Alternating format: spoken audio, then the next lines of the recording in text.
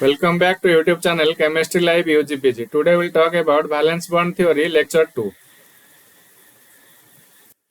So I have a simple message for you guys. Please think for innovation, be creative, learn everywhere, anytime and help to learn others. So today we'll discuss the valence bond theory lecture 2. So when we talk about the valence bond theory, we need to know for a octahedral complex, the outer orbital complex, inner orbital complex, high spin complex, low spin complex. So basically outer orbital complexes where 4d orbitals are used, and for inner orbital that is more stable, the inner 3d orbitals are used. So when you have a high spin complex, so there will be maximum number of unpaired electron. For low spin complex, you will find the less number of unpaired electron or no unpaired electron. Similarly, when such cases will arise, the no unpaired electron, then that is called diamagnetic complex, and if it contains unpaired electron, then that is called paramagnetic complex. And while discussing the valence bond theory, we need to use the hybridized orbital. So these hybrid orbitals are actually does not exist. So this hybridization is a mathematical manipulation of the wave equation. So this is basically a theoretical concept. So what happens while talking about suppose the d2sp3 hybridization? So what happens? Two of the d orbital and one 4s orbital and three of the p orbital, they will hybridize, giving rise to equal number of d2sp3 hybrid orbitals of equal shape, size and energy. So they are called degenerate orbitals. And here we have different scientists. They gave different concepts for outer orbital and inner orbital. For Niall, he gave spin free and spin paired concept. Then Orgel gave high spin and low spin concept. And Pauling gave hypoligated for outer orbitals. And for inner orbitals gave hyperligated concept. So basically what happens? The high electronegativity atoms like oxygen and fluorine, they form outer orbital complex, and no low electronegative atom like phosphorus and arsenic, they will form inner orbital complexes. And we can find out the magnetic moment by using the formula mu s equal to n into n plus 2 Bm. So where Bm is Bohr magneton, where n is the number of unpaired electron. We have already talked about inner orbital and outer orbital complexes. So let's discuss the valence bond theory for a octahedral complex. So for example, cobalt 27. So the configuration is argon 18 3d7 4s2. And if we take a cobalt triple complex, so that will be a d6 system. And the configuration will be 3d6 4s0. So if we take a octahedral complex, we have ml6. So we have 6 electrons in the d orbital and 4s and 4p and 4d orbitals will be vacant. So for weak field ligand, what will happen? No pairing of electron will take place. So 4s orbital and 3 4p and 2 of the 4d orbital, they will undergo hybridization. So as a result, you get 6 equivalent sp3d2 hybrid orbitals, and we have 6 ligand L6. So these L6 ligands will donate its pair of electron to the vacant d2 sp3d2 orbitals, forming the coordinate bond. So as a result, ml6 complex is formed. So for this outer orbital complex, so this octahedral complex is high spin because it contains 4 number of unpaired electrons, as you can see from here.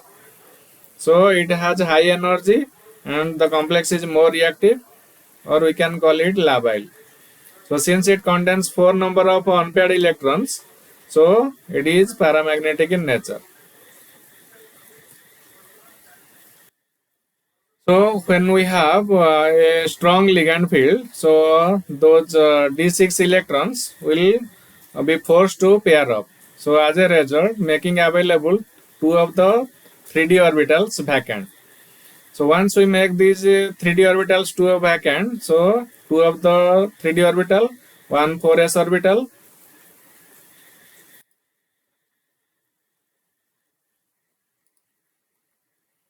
and 3 of the 4p orbital, they will intermix, giving rise to D2sp3 hybrid orbitals. So again we have 6 ligands, so those L6, Ml6 means 6 ligands. So these L ligands, they will donate its pair of electron to the vacant D2sp3 hybrid orbitals, forming the Ml6 complex.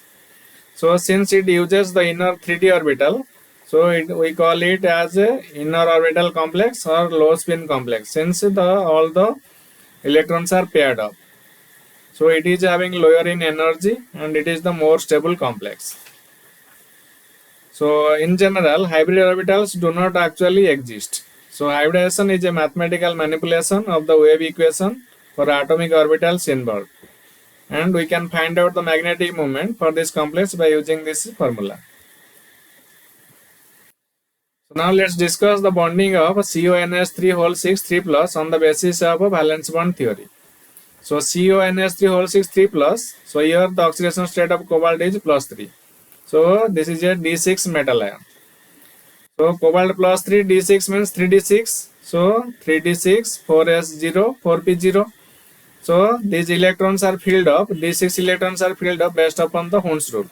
What Hund's rule says, no pairing of electron will take place until each orbital gets half filled. So each electron, each 3d orbital will be filled up first. Then the 6th electron will go for pairing. So this cobalt 3 plus in excited state, what will happen? So since ammonia is a strong ligand here, so these d electrons will go for pairing. So making 2 of the 3d orbital making available. So 1 for 4s and 3 4p orbital, they will intermix to giving rise to D2sp3 hybridization. So as a result, so once you get D2sp3 degenerate orbitals, so we have 6 ammonia ligands. So these 6 ammonia ligands, they will donate its pair of electron to these vacant d orbitals, D2sp3 hybrid orbitals. So making the complex formation CONS3 plus 6 3 plus. So if you look at here, the number of unpaired electron is 0. So this CONS3 3 6 3 plus is a diamagnetic complex and which correspond to the experimental values. So now let's discuss the bonding of COF6 3 minus on the basis of valence bond theory. So here fluoride is a weak field ligand. So again COF6 3 minus complex, so cobalt in plus 3 oxidation state, and this is a D6 metal ion.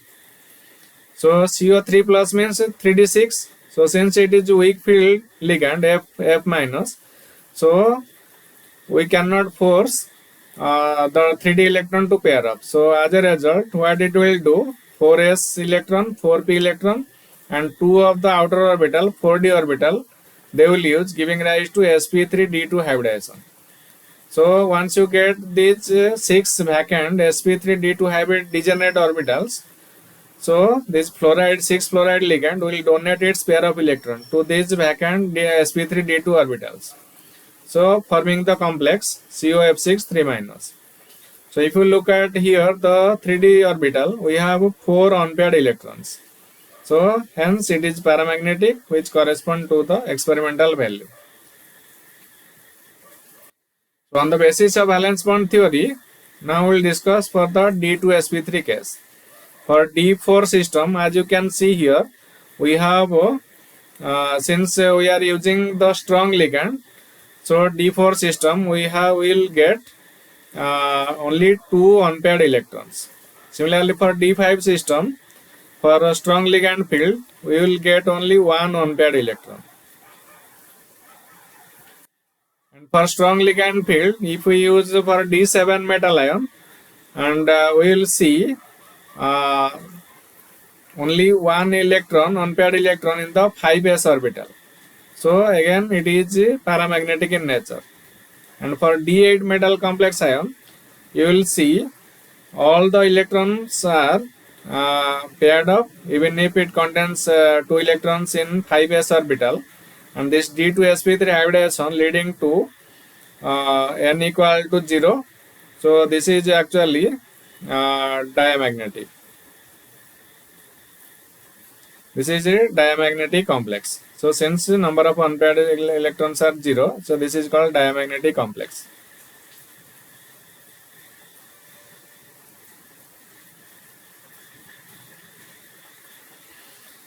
So now let's talk about the valence bond theory for outer orbital complex, which uses 4d orbitals. So we will get sp3d2 hybridization. So basically here what will happen? The weak field ligand will participate for outer orbital complexes. So if we have a d4 system, so it will use 4s orbital, 4p orbital, and 2 of the outer 4d orbital. So as a result, you get sp3d2 hybridization. So again you will see you have maximum 4 number of unpaired electrons, so n equal to 4 paramagnetic. Similarly for d5 case, you will see you have maximum number of unpaired electron equal to n equal to 5. So again it is paramagnetic in nature. For d7 system, you will find that maximum number of unpaired electron 3. So again it is paramagnetic in nature. And for d8 metal ion, you will see you will have a 2 number of unpaired electron. Again it is paramagnetic in nature. So the outer orbital complexes are more like ionic complex, and inner orbital complexes are more like covalent complex. So basically when we are going to find out the magnetic moment, we need to calculate the number of unpaired electrons present in it. Okay. So this valence bond theory is a post facto justification. It cannot predict whether a complex will have inner orbital or outer orbital by looking at the magnetic data first. So now I would like to thank Notebook LM for making some slides from my notes for better understanding of my students. So please subscribe our channel Chemistry Live UGPG. So this is the channel for class 11th and 12th students.